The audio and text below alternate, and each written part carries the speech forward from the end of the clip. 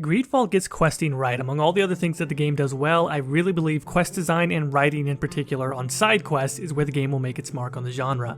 Every single quest in the game's opening hours has some wrinkle to it, some additional angle or small twist on the story that makes you think twice.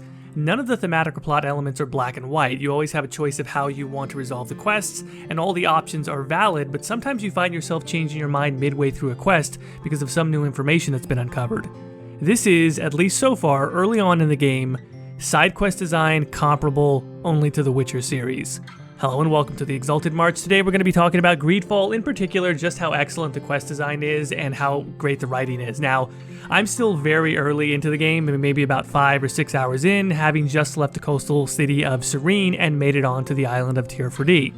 I still need to see more to form full conclusions, but I wanted to at least share my early impressions on the game. As I said, first up, this game gets questing right. Every quest ends up changing or shifting midway through, sometimes more than once. I do want to try and avoid any spoilers at this stage since the game is so new, but without getting into details, I also want to try and convey how well this works. For example, if you're charged with stopping someone or tracking someone down or just basically getting anything done in the game, you pretty much always find out that the person that you thought was the bad guy really isn't, but then, right when you think that they just pulled a simple reversal on you, you find out some more information that reveals that that character maybe isn't bad, but they're also not totally innocent. And then you have choices, plural, not just two like a binary decision to make, but multiple choices about how to proceed with this person or this quest. This is everything that I saw and loved in the questing from Technomancer, but more consistent and, quite frankly, more creative overall in the writing. Also, when it comes to player choice, they aren't constructed from simple or binary morality lenses. Nothing is black and white in GreedFall. The game actually makes it kind of hard to be a straight-up evil or good character. Sure, there are certainly moments early in the game that have a pretty strong moral leaning to one side or the other, like helping religious historians avoid persecution, but even in quests like that, there will be other side objectives and side characters that really make you stop and think about what's right and just, and perhaps even what hurts or helps you politically with the other factions.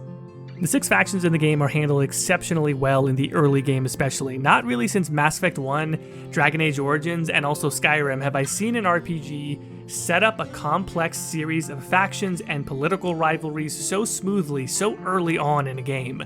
That's a huge part of world building, is making sure that all of this detailed and intricate writing that your team has done isn't lost on players as they're drowned in too many details. 2 of your first objectives in the game are meeting with 2 ambassadors from opposing factions in the game, the Theleme and the Bridge Alliance. You're informing them of your impending departure to Tearford, but in those conversations, they also seamlessly weave in info about the conflicts in the wider world, and if you accept their side quests, you can participate and learn more, helping either side in their conflict against the other or remaining more neutral. In the span of 2 relatively quick conversations, the player can learn about religion, commerce, war, territory expansions, and the tense political alliances that hold it all together. It reminds me a lot of the conversations with the Volus and the Elcor ambassadors in the Citadel Embassy in ME1, or talking to the inhabitants of Ostagar in Dragon Age Origins. The world feels vast and detailed, but also immediately contextualized, graspable enough that you feel familiar with it quickly and are prepared for the more meaty and more dense story elements to follow.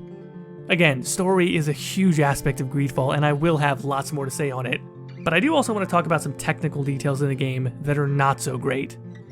First up, graphics are not excellent. While the game does have moments of looking impressive, especially once you get onto the island, that's more a product of design than it is of technology creating high fidelity.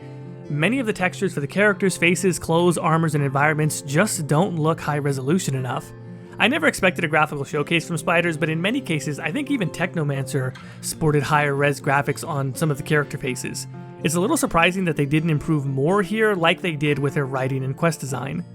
Also, capes. Capes do not look great. I was very excited for capes. I know a lot of other players were excited for capes, but when I bought my first cape in the game, I noticed that there is a pretty significant gap, or at least a noticeable gap, between the character model and the cape model itself, so it looks like the cape is just sort of floating a few inches away from your character.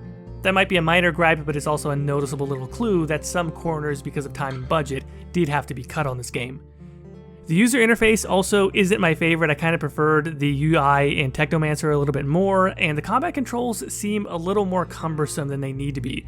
While there are a number of different hotkey options even on controller, I wonder if they wouldn't have done better mapping the modifier buttons a little differently to more closely match traditional action game control schemes. For instance, why do I have to hotkey firing a gun? Wouldn't it just make more sense to map firing a gun to the right trigger on controller and using another button to act as a modifier for the other hotkeys?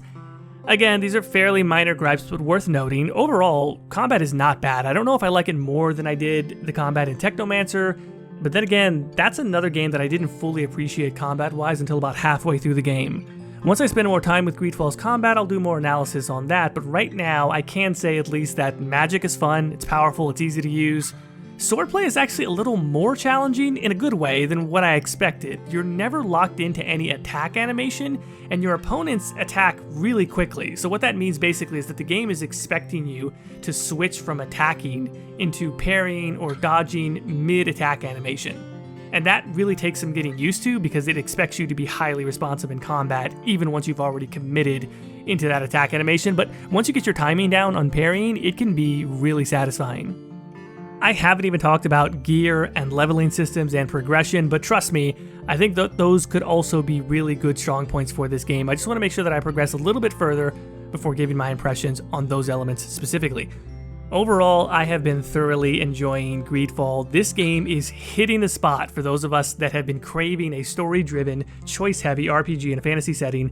The writing is strong, the acting is surprisingly good despite some of what I had heard coming in, and most importantly, again, the quests are so good. You will want to comb the map from end to end to do every side quest that you can before advancing the main story, and that, to me, is a sign of a great RPG.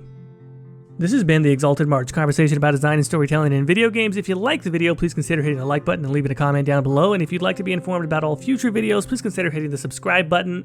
I will be back with even more impressions on GreedFall and some in-depth looks at some of my favorite quests and characters in the game.